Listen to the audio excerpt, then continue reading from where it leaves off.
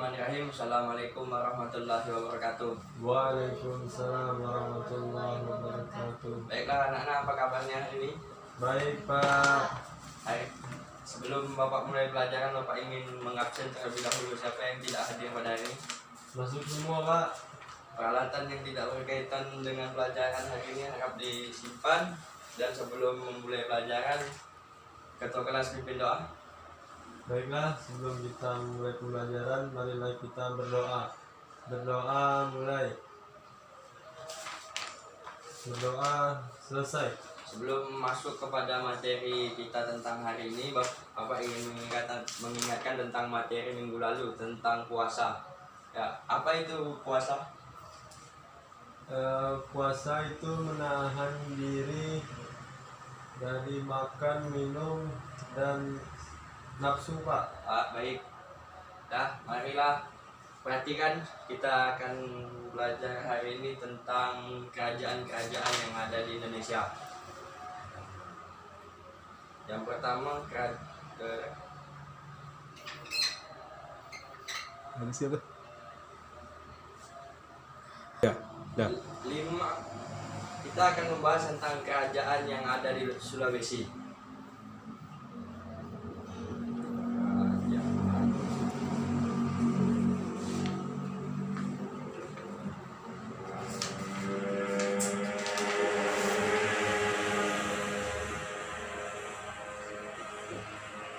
Ada 5.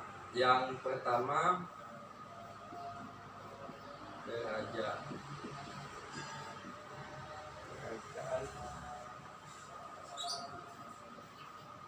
Buton. Kerajaan Buton ini pada awal abad ke-15 Masehi, Islam masuk ke Sulawesi, terutama di bagian selatan. Agama Islam tersebut masuk lewat para pedagang muslim di Sumatera, Jawa, dan juga Malaka. Sebenarnya bisa dibilang masuknya Islam ke Sulawesi ini terlambat dibandingkan dengan wilayah Indonesia yang lainnya. Namun, pengaruh penyebaran agama Islam ini bisa dibilang cukup progresif. Maksudnya Islam di sini memberikan banyak sekali perubahan, terutama dalam kehidupan masyarakat. Tak hanya soal berubah hal-hal yang terkait dengan kepercayaan sosial, budaya, pendidikan, namun perubahan tersebut pun sangat terasa dalam bidang politik dan kepemerintahan. Kerajaan-kerajaannya, perubahannya dilandai dengan munculnya sejumlah kerajaan Islam di Sulawesi. Tadinya kerajaan tersebut cenderung bercorak Hindu dan Buddha. Namun seiring pengembangan Islam di Sulawesi, kerajaan tersebut perubahan menjadi kerajaan Islam. Untuk lebih jelasnya terkait dengan kerajaan Islam yang pernah jaya di tanah Sulawesi ini,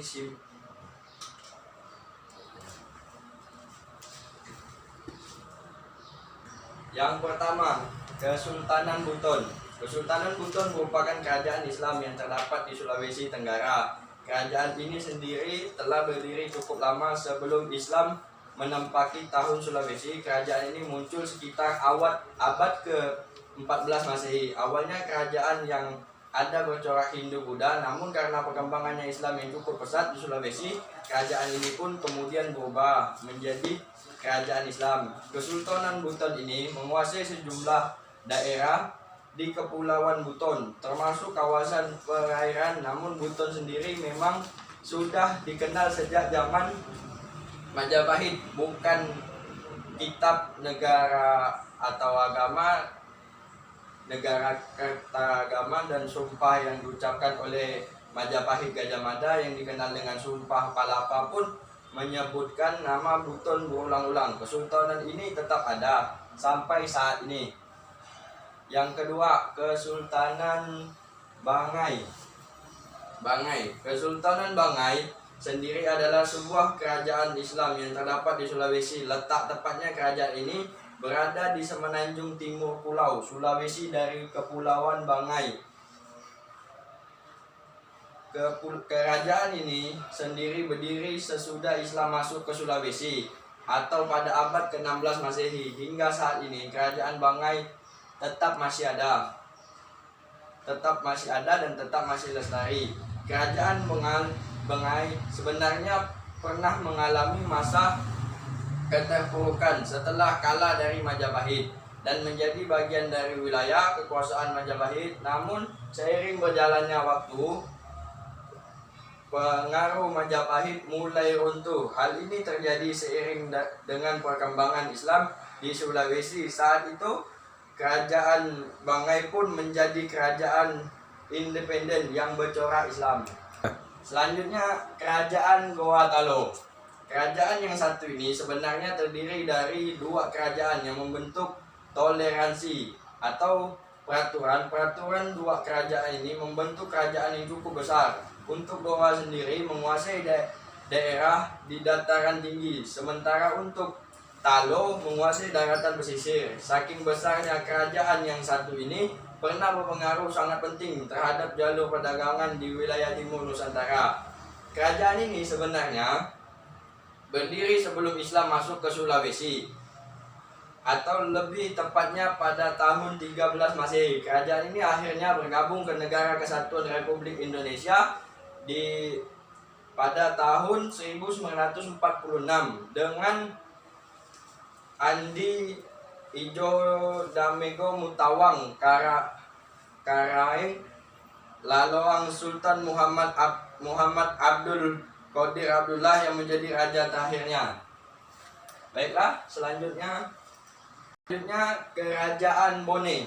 Kerajaan Bone bisa dibilang kerajaan kecil jika dibandingkan dengan kerajaan Gorontalo. Hal ini mengapa? Karena kerajaan ini sangat dipengaruhi oleh kerajaan Gorontalo. Sebenarnya ini hanyalah kerajaan Bone, namun kerajaan Gorontalo pun berpengaruh pada kerajaan kecil lain di sekitarnya. Karena pengaruh kerajaan Gorontalo ini berpengaruh pada kerajaan kecil lainnya sekitar. Karena pengaruh kerajaan Gorontalo yang terlampau besar, akhirnya kerajaan Bone menjadi Islam sebagai agama kerajaan. Islam sendiri masuk ke kerajaan Bone pada masa Raja Bone yang ke-10 atau sekitar 1611 Masehi. Sejak saat ini Islam pun mulai menyebar karena dapat diterima dengan baik oleh masyarakat Bone. Selanjutnya kerajaan Konawe. Kerajaan Konawe merupakan kerajaan Islam yang ada di Sulawesi Tenggara. Kerajaan ini awalnya adalah sebuah kerajaan bercorak Hindu. Namun seiring dengan masuknya Islam ke Konawe di tahun 18 Masehi, Konawe pun secara perlahan mengalami perubahan sistem pemerintahan hingga akhirnya kerajaan ini ikut melebar ke Negara Kesatuan Republik Indonesia saat proklamasi kemerdekaan dibacakan hingga saat ini. Itulah sejumlah kerajaan Islam yang pernah jaya di tanah Sulawesi tempo dulu. Baiklah, selanjutnya kita akan membahas tentang kerajaan yang ada di Sumatera. Kerajaan yang ada di Sumatera. Yang pertama, kerajaan Perlak. Yang kedua, yang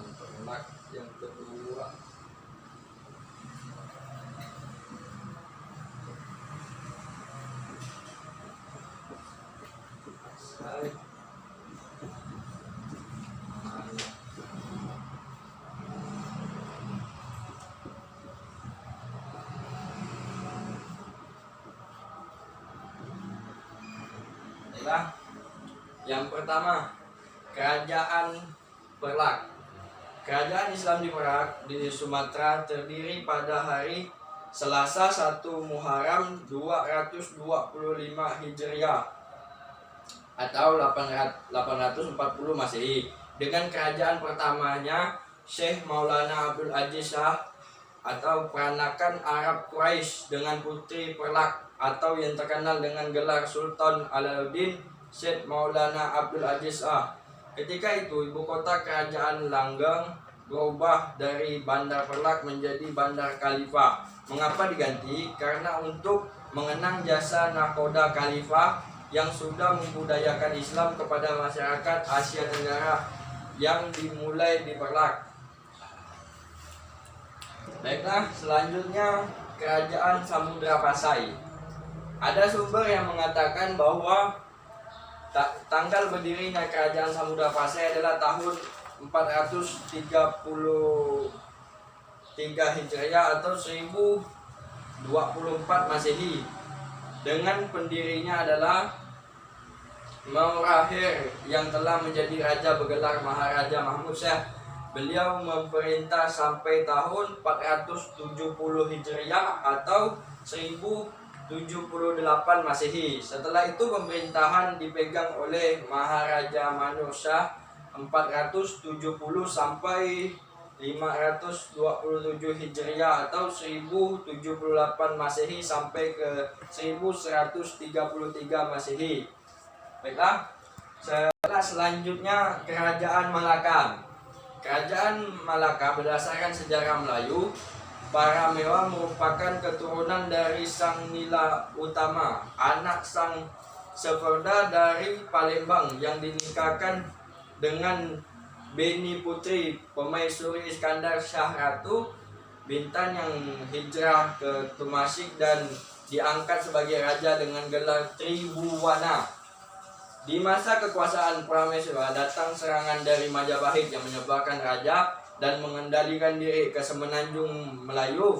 Hidup di sana sekaligus mendirikan Kerajaan Malaka sekitar tahun 1440 Masehi dan sesudah masuk Islam mempunyai gelar Iskandar Shah dan meninggal tahun 1424 Masehi. Baiklah, selanjutnya Kerajaan Aceh Darussalam.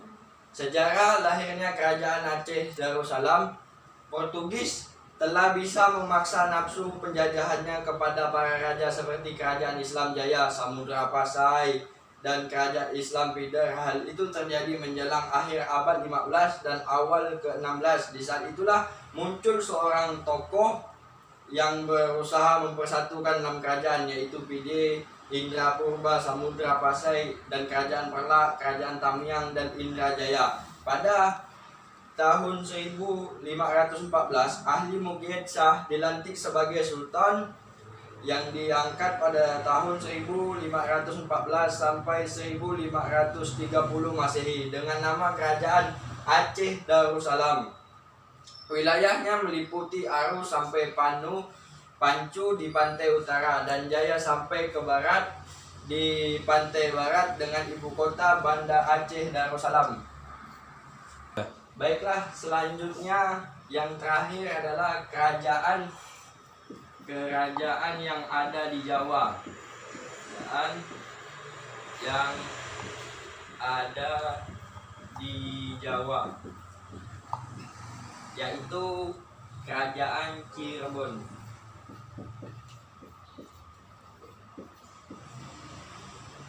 Kerajaan Cirebon ini adalah kerajaan yang paling pertama yang ada di Jawa Barat. Kesultanan Cirebon adalah sebuah kesultanan Islam ternama di Jawa Barat pada abad ke-15 sampai ke abad 16 Masehi dan merupakan pangkalan penting dalam jalur perdagangan dan pelayanan antara pulau.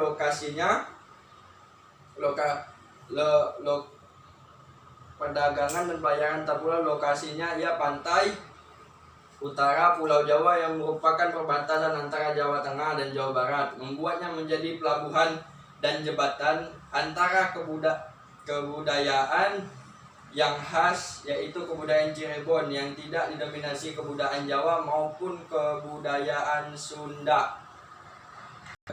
Baiklah, pada tahun 1552 Sunan Gunung Jati mengangkat anaknya dari Nyi Kaum Arten Putri Sorosan penguasa Banten pesisir, yaitu Maulana Hasanuddin, sebelumnya menjabat sebagai deputi atau gubernur Banten untuk Kesultanan Cirebon sebagai sultan pertama di Kesultanan Banten. Berdasarkan naskah Martasinga, Sultan Abdul Karim telah meninggal di Mataram pada tahun 1545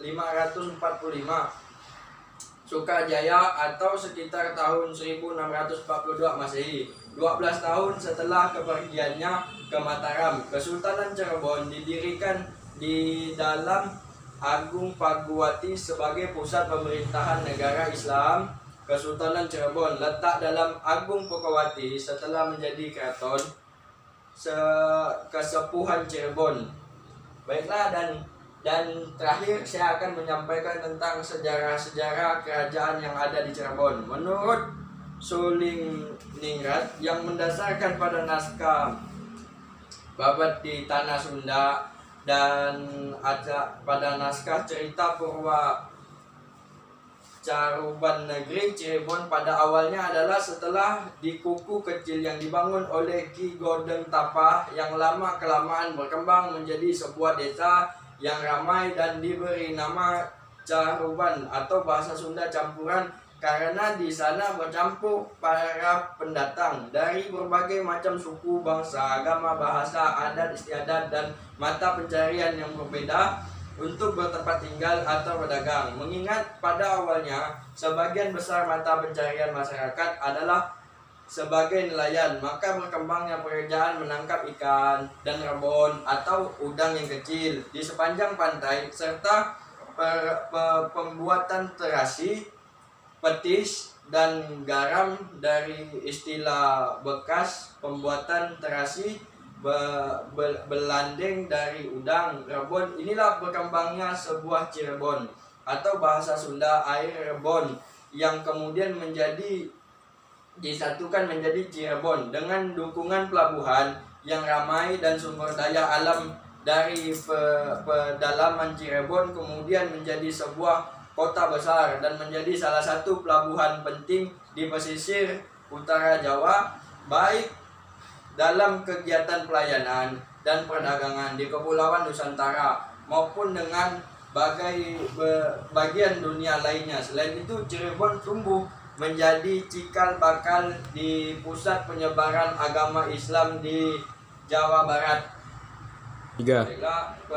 Yang sesepuh yang terkenal di Cirebon adalah Ki Gendeng Tapah. Ki Gendeng Tapah atau juga dikenal nama Ki Gendeng Jumajan Jati adalah seseorang mangku bumi dari kerajaan Singapura. Kerajaan ini ditugasi mengatur pelabuhan Murajati Cirebon setelah tidak adanya penerus tahta di kerajaan tetangganya yaitu Surakarta setelah anak perempuan penguasanya yaitu Nyai Ambek kasih menikah dengan Jadaweta Prabu Siliwangi.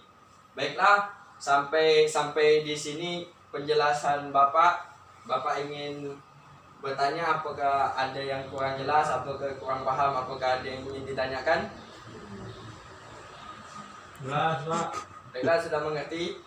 Jadi, baiklah, Bapak simpulkan pembelajaran kita hari ini adalah kerajaan yang ada di Sulawesi yang dikuasai yang terdiri dari berbagai macam kerajaan, yang di Buton, yang di Bangil, yang di Gorontalo, Bone, Konawe, kerajaan yang ada di Sumatera, kerajaan Perla, Samudra Pasai, Malaka, Aceh, Darussalam, kerajaan yang ada di Jawa, Cirebon. Ini masing-masing kerajaan ini mempunyai kaitan. Misalkan kerajaan Buton, kerajaan Bangil, dia mempunyai kaitan dengan kerajaan Buton. Kerajaan ini mempunyai kaitan kepada kerajaan Gorontalo dan kerajaan Gorontalo pendiri kerajaan Bone. Namun dia mempunyai keterkaitan.